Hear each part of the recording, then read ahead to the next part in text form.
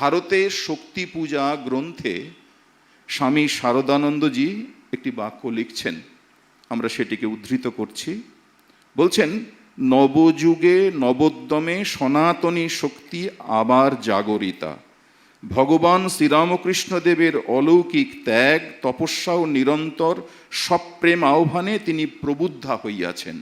শারদানন্দজি লিখছেন, ষোড়শী রূপে পূজিতা প্রবুদ্ধা মহাশক্তি শারদা প্রতিমা অবলম্বন করে রামকৃষ্ণ সংঘে অধিষ্ঠাত্রী দেবী রূপে অধিষ্ঠিতা হয়ে একদিকে যেমন রামকৃষ্ণ লীলায় সহায়িকা রূপে আবির্ভূতা হয়েছেন, তেমনি অন্যদিকে জগৎ কল্যাণে রত হয়েছেন।